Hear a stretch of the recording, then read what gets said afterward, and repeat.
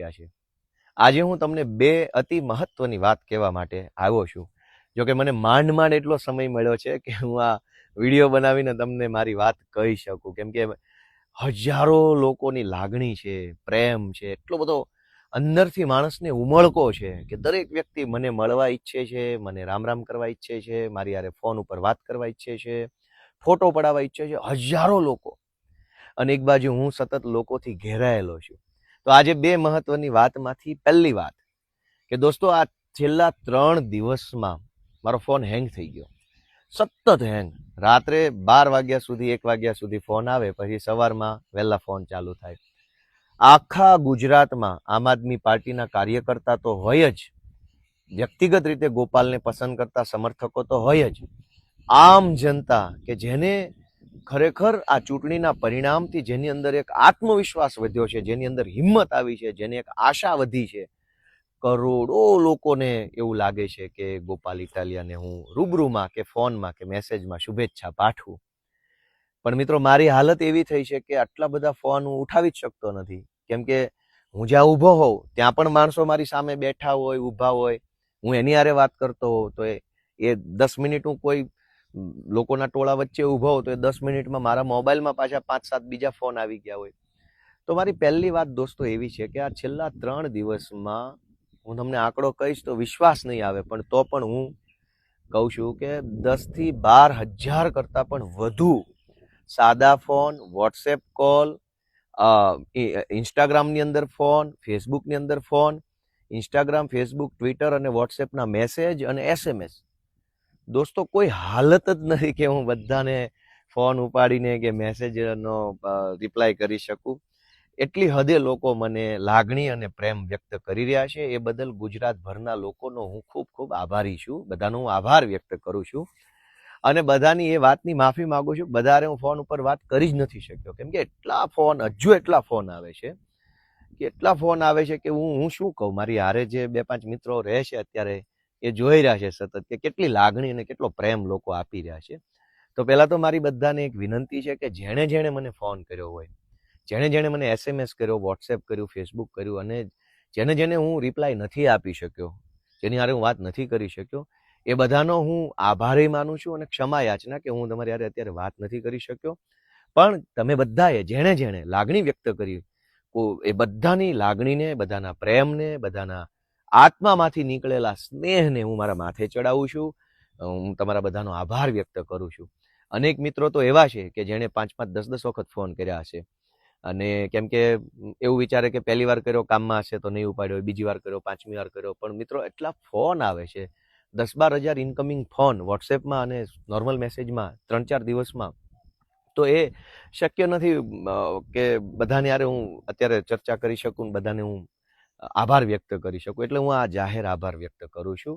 મારાથી તમારી હારે વાત ન થઈ હોય તો દરગુજર કરજો અને બધાને મારી વિનંતી છે કે હવે તમે, તમારી લાગણી મારા સુધી પહોંચી ગઈ છે, બસ તમે આશીર્વાદ આપો અને જ્યારે હું તમારા વિસ્તારમાં, તમારા પંથકમાં, તમારા ગામમાં જ્યારે હું આવું અથવા અમારી પાર્ટીના કાર્યકર્તા હોય એને મળીને તમે આભાર માની લેજો ને એને સપોર્ટ આપજો, એ બહુ વધારે ઉપયોગી બનશે અમને બધાને।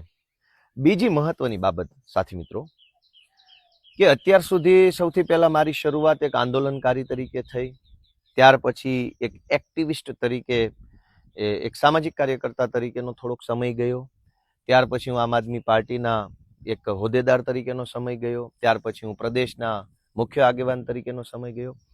મારા જીવનમાં અનેક તબક્કાઓ આવ્યા, જેમાં હું સરકારી નોકરિયાતથી લઈ પ્રદેશના પ્રમુખ સુધીનો અનેક તબક્કાઓ આવ્યા।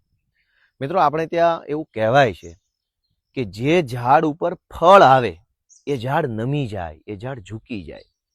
આજે હું મારી બીજી જે મહત્વની વાત છે એ કહેવા માંગુ છું કે ગુજરાતના કરોડો લોકોએ સીધી રીતે કે પરોક્ષ રીતે મને સમર્થન કર્યું છે, પ્રેમ આપ્યો છે, આશીર્વાદ આપ્યો છે અને વિસાવદર, ભેસાણ, જુનાગઢ તાલુકાની જનતાએ મત આપી અને મને એક મોટી ભૂમિકા સોંપી છે। એટલે કે હવે મારી જવાબદારી, મારી ભૂમિકા બદલાઈ ચૂકી છે।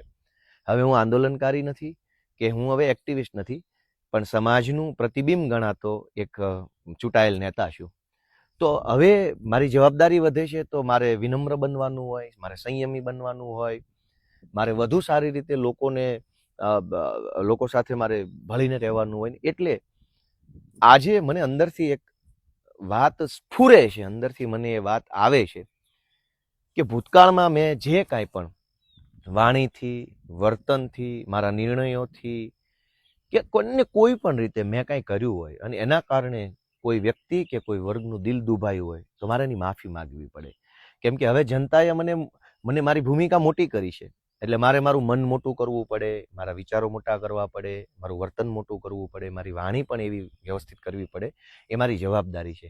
એટલે હવે હું જ્યારે નવી શરૂઆત કરવા જાઉં છું જીવનની, એક આગેવાન તરીકે, ધારાસભ્ય તરીકેની, તો હું ઈચ્છું છું કે હું મોટા મન સાથે, મોટા વિચારો સાથે મોકળા મનથી જાઉં.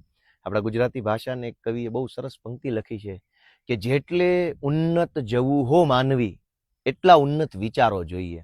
જેટલી ઊંચાઈ ઉપર આપણે પહોંચવું હોય દોસ્તો, એટલા ઊંચા વિચારોની જરૂર પડે છે. કેમ કે જીવનની ઊંચાઈ છે એ સીડી ચડી નથી ચડી શકાતું. સીડી છે એ જીવનની ઊંચાઈ પર ન લઈ જાય. જીવનની ઊંચાઈએ જવું હોય તો વિચારોની ઊંચાઈ જોઈશે. અને એટલે હું મારી નવી શરૂઆત કરતા પહેલા આખાય ગુજરાતમાં હજારો કરોડો લોકો જેને ભૂતકાળમાં ક્યારેય પણ જાણતા કે અજાણતા મારી વાતથી, મારા વર્તનથી, મારા પ્રયત્નો કે મારા નિર્ણયોથી ખોટું લાગ્યું હોય, દુઃખ લાગ્યું હોય, આઘાત લાગ્યો હોય, એ બધાની હું 2 હાથ જોડીને માફી માગું છું. મારું મન હું મોટું કરું છું, મારા વિચારો મોટા કરું છું, મારી ભૂલોની હું માફી માગું છું અને નવી એક શરૂઆત કરવા જઈ રહ્યો છું. કેમ કે વિશાળતા સંકુચિતતાથી કંઈ કામ થવાનું નથી. સંકુચિતતા છે એ માણસને પાછળ લઈ જાય છે, વિશાળતા માણસને આગળ લઈ જાય છે. જનતાએ જ્યારે મને મોટી ભૂમિકા સોંપી હોય તો મારી એ જવાબદારી છે કે હવે હું વિશાળતા તરફ આગળ વધું. હું આશા રાખું છું ભૂતકાળમાં રાજકીય રીતે, ધાર્મિક રીતે, સામાજિક રીતે, વ્યક્તિગત રીતે, બીજી કોઈ પણ રીતે સોશિયલ મીડિયામાં કે ભાષણમાં મારી કોઈ બાબત અયોગ્ય હોય, ખોટી હોય તો એ બાબતનો હું ક્ષમા પ્રાર્થી છું. હું બધાનો દિલગીરી વ્યક્ત કરું છું અને બધા પાસેથી હું માગું છું કે હું તમારો છોકરો છું, તમારો દીકરો છું, યુવાન છું. તમે મારું ઘડતર કરજો, તમે મને શીખવાડજો. તમે મારું બાવડું તો ઝાલ્યું છે, હવે તમને જરૂર જણાય તો મારો કાન ઝાલજો. હું ઈરાદાપૂર્વક મેં જીવનમાં ક્યાંય ભૂલ કરી નથી, ભવિષ્યમાં કરવા માંગતો નથી. હું 2 વસ્તુની પરફેક્ટ ખાતરી આપી શકું છું કે કોઈ પણ કામ હશે ગુજરાતના કોઈ પણ છેડે, એમાં મારો ઈરાદો ખરાબ નહીં હોય. હું જે કાંઈ કરીશ એમાં ગોપાલ ઇટાલિયાનો ઈરાદો જિંદગીમાં ખરાબ નહીં હોય અને ગોપાલ ઇટાલિયાનો પ્રયત્ન ક્યારેય ઓછો નહીં હોય. આ 2 વસ્તુની હું બાંહેધરી આપી શકું. પરિણામ તો અજારાથવાળાના હાથમાં છે, ઈશ્વરના હાથમાં પરિણામ છે. મારા હાથમાં મારી નિયત અને મારો પ્રયત્ન છે. તો આ નવી શરૂઆતની ક્ષણે હું વિશાળતા તરફ આગળ વધવા માંગુ છું. તમે પણ સમર્થકો, શુભચિંતકો, જેને મારાથી દુઃખ લાગ્યું હોય, આઘાત લાગ્યો હોય, એ બધાએ વિશાળ મન રાખી અને ગોપાલ ઇટાલિયાને માફ કરી અને એક દીકરા તરીકે તમે મારું ઘડતર કરો. કેમ કે મારે રાજનીતિમાં ઘણું સારું કામ લોકો માટે કરવું છે અને એમાં મારે તમારા આશીર્વાદની જરૂર છે. માત્ર ધારાસભ્ય બની જવું એ પૂરતું નથી. એ જીવનની એક બહુ નાની ઘટના છે. મોટી ઘટના એ હોય કે કરોડો લોકોનો આવો ને આવો પ્રેમ સતત મળતો રહે, એ મોટી ઘટના છે. અને એટલે હું ગુજરાતભરના લોકો પાસેથી, વિસાવદર, ભેસાણ, જુનાગઢ તાલુકાના લોકો પાસેથી, આમ જનતા પાસેથી, સોશિયલ મીડિયામાં રહેલા સાથીઓ પાસેથી આશા રાખું છું કે મને તમે આશીર્વાદ આપો, મારું ઘડતર કરો, મને તમે શીખવાડો, મને તમે માર્ગદર્શન આપો, મને તમે સલાહ સૂચન આપો અને તમારે જેવો નેતા જોઈએ છે, તમારે જેવો આગેવાન જોઈએ એવો બનાવવાની કોશિશ કરો. મને એવો બનવામાં રસ છે. તમે મને જેવો બનાવશો એવો હું બનીશ અને એવી રીતે હું કામ કરી શકીશ. તો આ મારી લાગણી છે.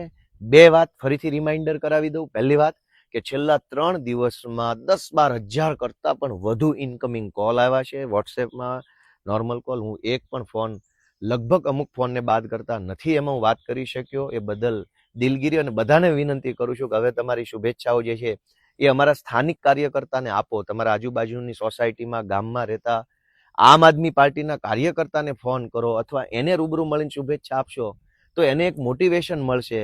અત્યાર સુધી એ માણસ અમારી પાર્ટીમાં કામ કરતો હતો મેણા ટોણા સહન કરીને, હવે જ્યારે તમે એને શુભેચ્છા આપશો કે તમારી પાર્ટીનો ગોપાલ જીત્યો એની શુભેચ્છા, તો અમારા નાના નાના કાર્યકર્તાનું મનોબળ વધશે.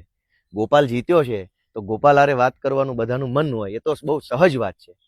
પણ એ જીતની અંદર જેણે એક સૈનિક તરીકે ફાળો ભજવ્યો છે, તમારે બધાને મારી વિનંતી છે કે તમે જેટલા ફોન કરો છો એ બધા ફોન અમારા કાર્યકર્તાઓને કરો, એવી મારી લાગણી છે. અને બીજી વાત કે હવે વિશાળતા તરફ આગળ વધું છું. ભૂતકાળની મારી કોઈ પણ નાની મોટી ક્ષતિ હોય, જાણતા કે અજાણતા થયેલી ભૂલ હોય, એની હું માફી ચાહું છું. તમે બધા વિશાળ હૃદયથી માફ કરી અને ગુજરાતના આગેવાન તરીકે તમે મારું ઘડતર કરો એવી હું આશા વ્યક્ત કરું છું. ઈશ્વર આપણને બધાને ખૂબ બળ આપે, શક્તિ આપે અને મતિ આપે એવી હું બે હાથ જોડીને પ્રાર્થના કરું છું. જય કિસાન, જય જય ગરવી ગુજરાત.